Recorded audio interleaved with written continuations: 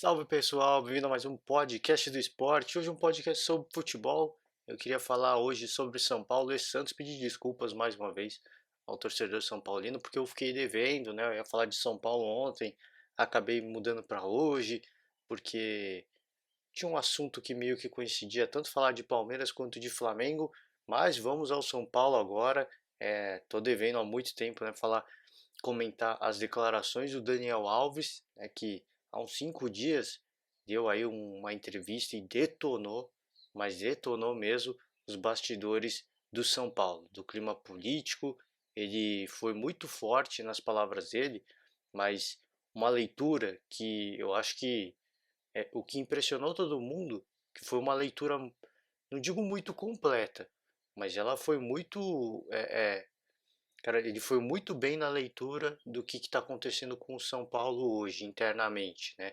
Ele falou aí 1 ano, 4 treinadores, que no caso foi Aguirre, foi André Jardine, foi Cuca, né? Teve passagem aí, teve, não, antes do Cuca Wagner, Mancini, aí Cuca e agora o Fernando Diniz, né? 1 ano, no caso, vem desde do André Jardine, né? André Jardine, aí Wagner Mancini, que assumiu interinamente até o Cuca ficar recuperado, né, de uma cirurgia. Aí veio o Cuca e agora o Fernando Diniz. E aí 1 ano, 4 treinadores, ele falou que é impossível criar uma filosofia, né? Não tem identidade. O treinador treina 4 meses e aí em 4 meses não se ganha nada. Ah, mas deu certo com o Jorge Jesus, deu certo com o Felipão ano passado, em pouco tempo eles deram. Deu certo, cara, mas não adianta ficar batendo com a cabeça na parede e achar que só porque deu certo com os outros vai dar certo com você. O São Paulo há muito tempo, e isso vem sendo criticado por muita gente. E os caras internamente sabem disso. Não adianta a gente voltar a esse mesmo questionamento. Muita troca de treinador, muito pouco tempo de trabalho que eles têm, e tudo isso, para mim, está associado não é só com a falta de convicção, mas principalmente por um problema político. E aí sim, uma leitura fantástica do Daniel Alves, mais uma vez. Se não for uma leitura completa, ele praticamente definiu aí 90, 80, 90% do que acontece internamente no São Paulo em relação aos problemas do São Paulo hoje, tá? Ele falou aí sim que a sensação que ele tem é que existem vários partidos, né, dentro do São Paulo. Um clube com vários partidos é um problema porque não se tem estabilidade, né? Todo mundo, não é todo mundo que quer a mesma coisa. Então, se um quer ganhar, é a mesma coisa período eleitoral no país, né? Vocês se recordam, muito recente, vira uma guerra. Vira uma guerra, é um falando mal do outro, é fake news para lá, fake news para cá. Então, essa guerra política dentro do São Paulo, ela é maléfica ao próprio São Paulo, né? Porque quem tá fora quer entrar, foi bem isso que ele falou, quem tá fora quer entrar, e nem sempre eles jogam limpo para fazer isso, né? Eles acabam prejudicando o clube, eles jogam um pouco sujo para fazer isso, e isso vai prejudicando o clube, né? A instabilidade que se gera, ela é visível, ela é estampada no São Paulo nos últimos anos. E isso é um problema que vem se arrastando já há um bom tempo. Né? E concomitantemente, se a gente pegar esse período do São Paulo aí de fracassos, digamos assim, tem muito dinheiro hoje, é verdade, contratou jogadores muito bons, mas por que não está rendendo? Né? Por que troca de treinador o tempo todo? Se a gente pegar e fazer um traçado aí, tudo isso vem junto com esse problema, essa instabilidade política que o Daniel Alves citou aí, que está acontecendo dentro do São Paulo. Isso é um grande problema. Isso não é de hoje, isso todo mundo já vem falando, né? Torcida pegando no pé do presidente Leco, agora fala assim impeachment do presidente Leco, e, e é torcedor fala, reclamando, pedindo para a saída do Raí, que foi ídolo da torcida, para mim ainda é ídolo até hoje pelo que fez no São Paulo. Fernando Diniz também com o cargo em xeque.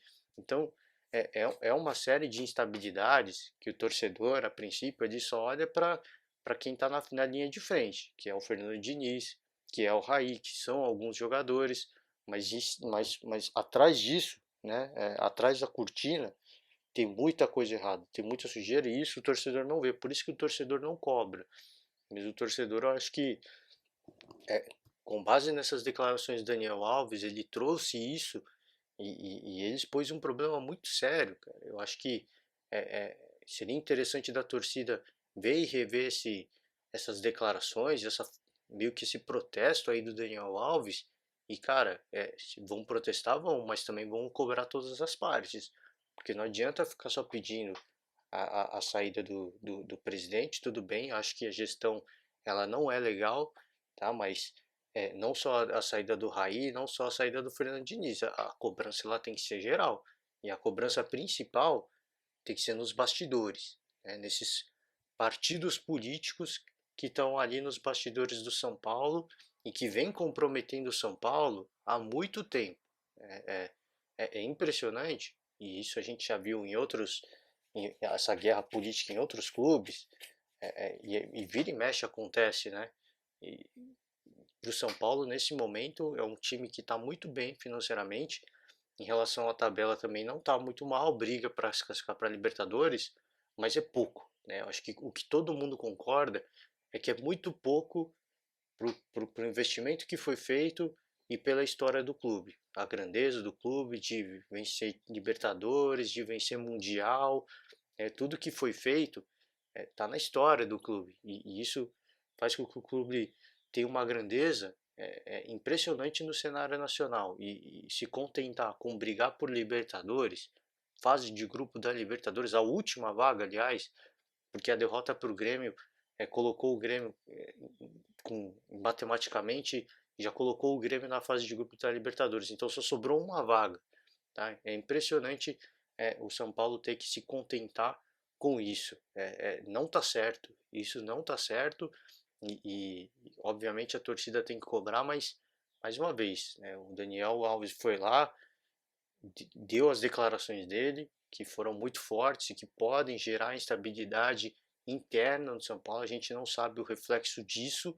Tá? A gente vai ver só nessas duas últimas rodadas, de repente, ou depois do final do campeonato, que já vai acabar, tá para acabar.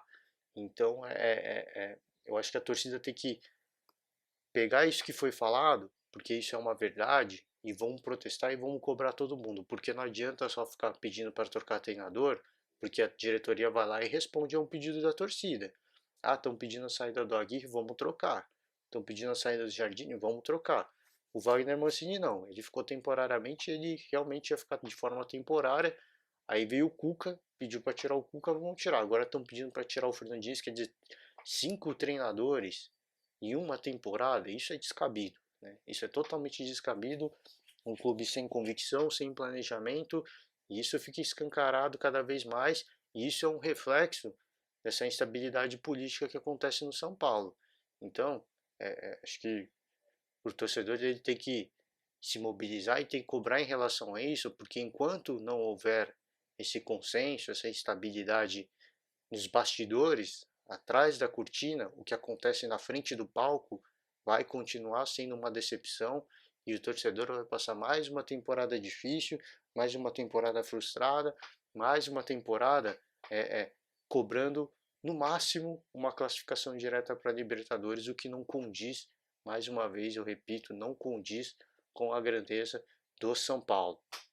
Eu vi algumas pessoas criticando, né, o Daniel Alves por fazer essas declarações, porque esse não é o momento, o Daniel Alves tem que focar em jogar futebol, e eu acho que tudo isso é válido, tá? Ele chegou para ser talvez um dos principais protagonistas desse elenco, dentro de campo. E ele chegou também, e ele faz essas declarações no final de uma temporada em que o São Paulo não está garantido na fase de grupos da Libertadores. O momento não foi ideal, mas eu discordo de que o Daniel Alves tem que focar no futebol e não na política do São Paulo. Eu discordo, cara. Eu discordo. Ele é um cara experiente e se os outros jogadores, talvez até por medo de retaliação, não tem, preferem evitar esse tipo de assunto, tem que ser o Dani Alves. Ele é a figura que tem que ir lá e tem que expor esse tipo de problema, porque se ele não fizer isso, essa, essa, essa bagunça que acontece no São Paulo vai continuar. Talvez continue, vai fazer diferença nenhuma o que ele falou, mas pelo menos todo mundo já sabe. Ele foi lá, falou e todo mundo já sabe. Então eu realmente concordo que esse não foi o momento ideal para se fazer isso, porque mais uma vez eu repito, a classificação para a Libertadores, a fase de grupos da Libertadores não está assegurada e é perigoso o São Paulo perder, tá? E nesse momento, para gerar mais instabilidade, eu acho que não foi a hora certa, mas claramente de cabeça quente, frustrado com as coisas que vem acontecendo, ele foi lá e falou, e eu não acho isso abominável, eu acho que ele tem que ir lá e ele tem que falar, claro, o foco dele tem que ser trabalhar dentro de campo, ele está tentando fazer isso, mas eu acho que a falta de rendimento também, eu já critiquei aqui, é pelas constantes mudanças de posições, não existe convicção do trabalho, né? Não sabe se joga no meio campo, na lateral, se joga de ponta direita, é um time sem convicção, né? É um time que não tem, quero jogar aqui hoje, quero jogar ali amanhã para ver se dá certo, não é assim. Você tem que escolher uma posição e ficar lá e ser a referência. E o Daniel tá perdido, né? Ele não sabe no que ele tem que focar, ele precisa focar também. Ele precisa, fez a sua crítica, mas ele também precisa se olhar no espelho, entender que ele precisa definir um posicionamento para ele, porque o time não gira em torno dele. Os outros jogadores também têm um posicionamento. E se ele ficar escolhendo a posição que ele quer, é uma mudança tática. Ele não se compromete 100% porque ele nunca sabe 100% o que ele tem que fazer e os outros jogadores também não conseguem o comprometimento 100% porque eles não sabem a hora que vai mudar. Então existe uma falta de convicção dentro de campo também, mas fora de campo ela é muito mais brutal e ela é muito mais impactante porque acontece no clube hoje. Então foi lá, falou, acho que legal, tem que falar mesmo, tem que dar a cara a tapa, tem que expor o problema, porque senão a torcida vai lá e fica cobrando os jogadores, fica cobrando os treinadores, vai lá e cobra o Raí. Tudo bem, o projeto está dando errado, eu acho que tem que ser cobrado sim esse projeto Raí, mas eu acho que o problema mais profundo é o que acontece atrás. O Daniel Alves foi lá, ele teve a personalidade de expor esse problema, de mostrar isso para todo mundo, porque todo mundo no subconsciente sabe disso, mas ninguém cobra diretamente. Agora foi lá, falou, espero que a torcida vá lá e cobre diretamente o que acontece nos bastidores, no clima político, porque é isso que, na minha opinião, é isso que está matando o São Paulo, né? É sempre alguém passando uma rasteira no São Paulo e alguém que é do time, do ambiente interno, cara. O cara que tem que prezar pelo bem-estar do clube tá lá e passa uma rasteira só porque o cara quer estar no comando ou ele quer participar do comando. Isso está errado, né? É o seu clube de coração. Você tem que fazer o que é melhor. Vou continuar brigando pelo bem do São Paulo politicamente? Vou, mas não vou prejudicar o clube por causa disso. Acho que é uma falta de consciência, de bom senso, que infelizmente está minando com as forças do clube nos últimos anos e vai continuar. Na minha opinião, isso não tem prazo para acabar, infelizmente. 2020 para mim é um São Paulo, uma temporada mais uma vez difícil, tá? Em relação ao projeto Raí, eu acho que o São Paulo também precisa repensar isso. Ele está com o cargo em xeque, talvez seja demitido, talvez não, mas há muito tempo o trabalho já não vem dando resultados. E se esse trabalho se eles forem dar continuidade nesse projeto aí de manter o Raí, o Palmeiras mudou o projeto dele. Tá? O projeto Alexandre Matos deu certo, veio 3 títulos nacionais legais. Do São Paulo, do Raí, não aconteceu nada ainda, nenhum campeonato paulista. Tudo bem que o Palmeiras também, o Alexandre Matos não ganhou nenhum campeonato paulista, mas enfim, nenhum título na conta do São Paulo nessa fase do Raí. E o Palmeiras agora muda o projeto, tá? Porque já não via dando certo, viu que deu tudo certo com o Flamengo, decidiu mudar. Se o São Paulo for decidir continuar com o Raí, continue com o Raí olhando para o Palmeiras. Porque se o Palmeiras muda o projeto e dá certo no ano que vem, tá na hora do São Paulo se mexer. Tá na hora de. Não é copiando o Palmeiras, não é copiando o Flamengo, mas se deu certo com eles, a gente tem que tomar uma atitude e a gente tem que partir para esse lado. Então fica de olho, tá? Porque se for dar continuidade, legal, eu acho que tem que ter sequência. Se não dá sequência para treinador, pelo menos dá sequência para um gestor como o Raí, para fazer o trabalho dele. Não vem dando certo, obviamente, uma série de fatores, mas a expectativa é que se não der certo ano que vem, e eu de repente olhar para o Palmeiras e der certo com o Palmeiras, tá na hora de se mexer e tá na hora de tomar uma mudança de rumo importante para que o São Paulo, pelo menos, consiga deixar de lado esses problemas políticos e fazer um pouco melhor dentro de campo, porque isso, de certa forma, acalma, né, os bastidores. Internamente isso dá uma certa acalma. Imagino eu, tá? Imagino eu que dá uma certa acalmada, porque quando não dá certo, aparece gente de tudo quanto é lado criticando, pressionando o presidente, pressionando o Raí para ele mandar o treinador embora, para ele contratar fulano, para ele contratar ciclano. E uma vez que os resultados comecem a acontecer, essas pressões continuam, mas elas são muito mais atenuadas, porque ó, o time está bem, vocês estão me cobrando, mas o time está bem. Então dá uma certa acalmada e imagino eu, mais uma vez, que sim, tá? Então eu só posso desejar o melhor e esperar que essas declarações do Daniel Alves tragam algo positivo para o clube, tá, internamente. O jogador foi lá, demonstrou um problema muito grande, muito sério, a gente não gostou, mas é o que é a verdade, então vamos pensar no que é melhor para o clube e, e, e se planejar para fazer uma temporada aí sim vitoriosa no ano que vem, tá? Eu espero que isso aconteça, acho difícil, eu imagino e projeto um 2020 muito difícil para o torcedor são paulino mais uma vez, tá? Mais uma vez mesmo, difícil a temporada, acho que vai ser mais uma temporada complicada para o São Paulo, tá certo? Galera, me desculpa aí, eu tive um imprevisto, eu não consegui terminar a gravação direta da primeira vez, vocês vão até perceber um, um corte no áudio aí, uma mudança no som, porque eu tive problemas técnicos aqui, então vamos retomar, cara. Eu tô devendo falar de Santos rapidinho, porque após a partida aí do final de semana, o Santos venceu, né, da Chapecoense e ficou aquele clima chato, porque após a partida, muitos jogadores, e o Marinho talvez seja o principal deles, falou que precisava, né, marcar uma reunião com o presidente Pérez, né, no dia seguinte, no caso na segunda-feira, que ele precisava conversar com os jogadores para acertar algumas coisas aí que estavam em pendência. Aí outros jogadores falaram, aí perguntaram para ele, né, o que que é? Ele falou, não, não, ele não falou. Aí os jogadores falaram que tem coisa atrasado, direito de imagem, né? Então o Marinho falou, né, regularizar tudo para ficar tudo bonitinho. E essa reunião de fato aconteceu, né? A gente não sabe é, quando que os problemas vão ser sanados, mas o que fica em destaque é que isso já foi falado, não só por mim, mas por várias pessoas, que o Santos hoje é um time, é um clube sem comando.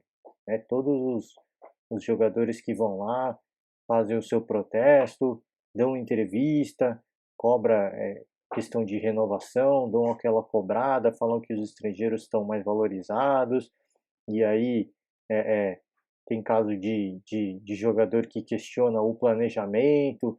Então o clima político do Santos é dos mais intensos, e esse é só mais um episódio do que vem acontecendo com o Santos internamente. Uma série de problemas, e o presidente José Carlos Pérez parece que ele não, ele parece que não vê isso, né? Ele parece que está de costas para tudo isso que está acontecendo, e isso é muito ruim para o Santos, tá? Isso preocupa demais para o torcedor santista. Eu acho que esse é um fator que, que tem que trazer preocupação para o ano de 2020 mesmo, tá? O Santos está pensando aí, dizem, aí eu vi algumas reportagens que diz aí que o Pérez não vai brigar pelo Sampaoli. Ele já dá como certa a saída do Sampaoli, independentemente para onde for, se é para o Racing, se é para o Palmeiras, se é eventualmente até por um Flamengo.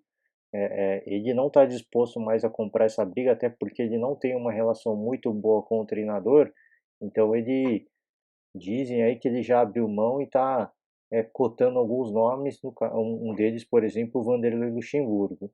Então é um ano preocupante esse de 2020, não pelo treinador, não pela troca de comando, mas pela falta de comando internamente, né, do presidente toda vez receber indireta, você ouve questão de planejamento, questão de renovação, questão de atraso de salários, os jogadores cobrando isso publicamente, né? Não é algo assim que eles mostram descontentamento dentro de campo, dá uma indireta aqui, não. Eles estão publicamente falando e falando ali sem papas na língua. Acho que tem duas coisas legais, uma que os jogadores não estão se omitindo, né? Eles estão jogando com muita seriedade, estão levando a filosofia do São Paulo até o último, até o limite, né? Até as últimas consequências. Eles estão jogando, estão se esforçando, estão deixando a vida dentro de campo. E eu acho que devido a esse fator, eles se veem sim na condição de criticar e de cobrar o que eles veem que está errado e cobrar o que precisa ser cobrado, que está sendo devido a eles, porque mais uma vez eu ressalto, são jogadores que estão entregando e fazendo um trabalho dos mais impressionantes, tá? Então fica aí mais é, é mais um capítulo desse livro aí de 2019 do Santos, um livro cheio de polêmicas, cheio de confusões e mais essa confusão agora para deixar a gente preocupado, tá? Em relação ao Santos do ano que vem, eu eu não vejo o Santos uma situação de brigar por títulos no ano que vem, muito pelo contrário, e muito pelo contrário que eu digo, não é pensando aí em relação nossa, o Santos vai brigar para não cair. Não, não é isso. Mas é um time que vai ser difícil de você colocar ele como favorito em competições, e não é nem desvalorizando o trabalho de quem quer que seja, mas não tem como deixar da gente falar e da gente enxergar que todo esse desempenho do Santos que a gente vem vendo está acontecendo graças ao Sampaoli, à filosofia do Sampaoli. Se o Sampaoli sair, a gente não sabe até quando os jogadores vão manter essa pegada, esse comprometimento com um esquema tático tão agressivo quanto quanto preconiza o Sampaoli. Então, primeira coisa, a questão da falta de comando, né, questão de receita. O Santos já disse que o ano que vem o orçamento é muito mais limitado, fez grandes contratações, isso teve um peso enorme nas contas do clube. A gente não sabe se o clube vai conseguir manter essas contas em dia, mas se anima o torcedor. O Santos é um time que sabe se renovar. Se tem todos esses problemas acontecendo esse ano, o Santos, felizmente, é um time que, nas dificuldades, eles encontram jogadores da base que ajudam a sanar os problemas, e aí isso acontece em ciclos, né? De dois anos, 3 em 3 anos, o Santos faz uma grande venda e consegue uma grana muito boa. Mas não dá para viver só disso, né? Eu acho que o Santos precisa querer mais, até pela história do clube, o time precisa querer mais, precisa ser mais ambicioso, e infelizmente o que a gente vem vendo esse ano, sim, foi um ano de certa forma ambicioso, porque quando o São Paulo foi anunciado, era algo totalmente inacreditável, né? Ninguém poderia pensar que o São Paulo pudesse vir para o Santos, e eu mesmo achei que o São Paulo não ia ficar até o final da temporada, justamente por questões financeiras, reforços que não viriam, porque ele disse que houve uma promessa de reforços, né? Mas a gente não é ingênuo. A gente que acompanha o futebol brasileiro já sabia que esses reforços viriam na forma de conta-gota, né? Viriam pouquíssimos reforços e, e, e não aconteceria tudo aquilo que o Sampaoli, que prometeram para o Sampaoli, uma certa ingenuidade também até do próprio Sampaoli, mas enfim, isso não vem ao caso agora, mas um ano difícil para o ano que vem em relação a títulos. É um time que vai se regular, na minha opinião, que tem condições sim de dificultar talvez para os favoritos do ano que vem, mas eu não vejo nesse momento o Santos em condições de brigar por título. Claro que a gente pode ser surpreendido, né? De repente vem um Vanderlei Luxemburgo e faz um grande trabalho, vem fazendo um grande trabalho no Vasco, né? Aliás, a gente tem que ressaltar aqui, de repente consegue dar sequência nisso no Santos, né? Um time com um pouco mais de qualidade, é, com uma base que é extremamente forte, um time muito forte em revelar garotos da base, talvez as coisas aconteçam de uma forma muito positiva e o Santos entre no radar aí sim dos favoritos do ano que vem. Mas nesse momento, tá? A gente analisa momento, a gente analisa o que está acontecendo agora. Nesse momento é difícil, né? A gente projetar um Santos muito forte, muito competitivo para o ano que vem, mas o São Paulo ele conseguiu. Então é possível sim tirar mais desse elenco e é possível fazer mais. É claro que o presidente precisa ter acho que um papel mais ativo em relação a ser mais tolerante, em abrir o discurso, abrir mais o diálogo e não ficar sempre de birrinha com um, sempre de birrinha com o outro, porque a gente não. Esse ano deu certo. E aí parece que ele acha que, ah, não, enquanto tá dando certo, tá tudo certo. Tu tá vendo? Tá acontecendo as confusões, nada a ver, isso não tem nada a ver com futebol. Mas o Santos nada contra a maré. É uma ilha no meio de uma turbulência, de um oceano de crise que o time parece imune. Mas em qualquer outro clube, né, todos esses problemas começam a afetar, e o Santos não é exceção.